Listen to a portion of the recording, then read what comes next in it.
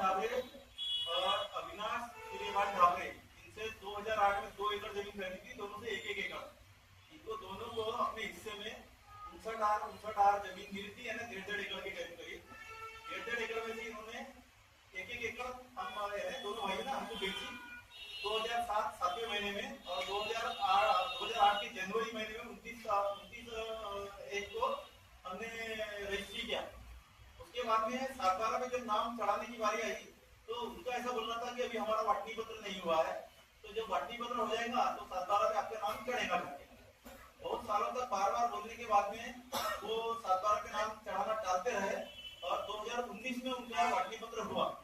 2019 में जब वाटनी पत्र हुआ तो वो मेरे पास में आए, मेरी उनसे बातचीत हुई। मैंने बोला आप वाटनी पत्र चढ़ा दो करके, वाटनी पत्र पे नाम चढ़ा दो, ये 7/12 पे नाम चढ़ा दो करके। तो उन्होंने फिर टालमटोल किया। ऐसे ही करते करते उन्होंने 5 साल और निकाले उन्होंने।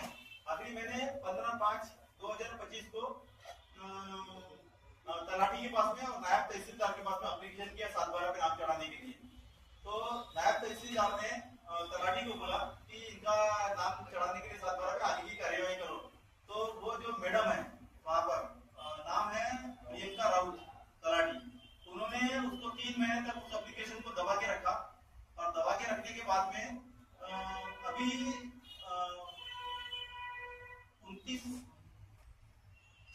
26/7 को पेपर में एक एड आई, दैनिक भास्कर की।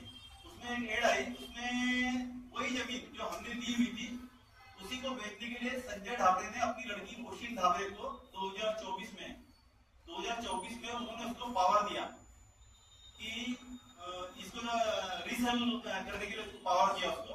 और उसने आशुतोष पालीवाल नाम के एक भूमाफिया है, उसको उन्होंने बयाना किया, टोकन किया उसको। टोकन करने के बाद में उसने आशुतोष पालीवाल ने वही सौदा माय ड्रीमलैंड के श्री मनीष सोमकुमार, ये भी एक बहुत बड़ा भूमाफिया है, इनके ऊपर में भी करीब 3 केस, मेरी केस पकड़ के मुझे 3 केस नजर आई है। इसके पहले 2006 में उन्होंने एक इमामबाड़ा थाने में एक केस दर्ज है इसी टाइप का, 420, 507, 506 वगैरह का। उसके ऊपर एक केस चालू है एट प्रेजेंट में, कोर्ट में चालू है वो। उसके बाद में उन्होंने एक 2023 में बेसा में खसरा नंबर 26 भीमराव मेश्राम, उनके साथ में भी सेम कंडीशन पर काम किया उन्होंने। और उसकी रिपोर्ट पहले बैतूल थाने में दर्ज की गई थी, मगर बाद में उनका जो सेटलमेंट हो गया, सेटलमेंट होने के बाद में वो जो एफआईआर या जो रिपोर्ट थी वो गायब होगी वहां से। अभी ये रिसेंट जब ये 26/7 को पेपर में जब एड आई और मेरे को फोन आया एक बंदे का, उस समय मैं दिल्ली में था अपने बच्चे के साथ में, किसी कारणवश मैं काम से गया हुआ था। तो मुझे वहीं पर खबर आई कि पेपर में एक एड आई है, आपने जो जमीन परचेज की हुई है उसी की डबल रीसेल के लिए पेपर में एड आई है। तो मैं वहां मैंने उसी के एड पर से मैंने फोन नंबर निकाला, तो वो जो फोन नंबर है उसके अंदर में जो दिया वो किसी वकील का फोन नंबर नहीं है।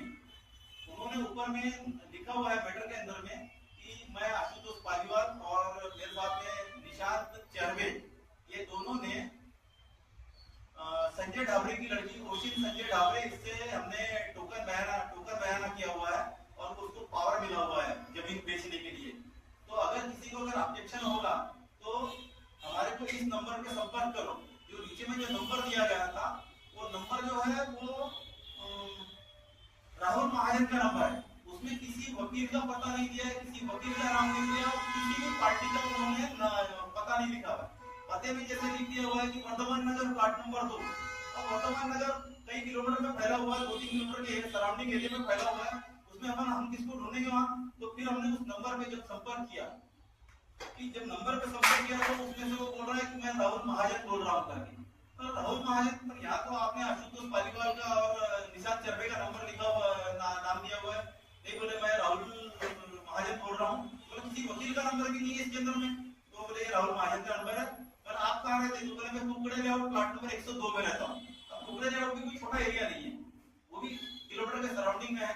यानी कहने का मतलब उनको हमारे को उन तक ना पहुंचे, इसी ढंग से उन्होंने काम किया। उन्होंने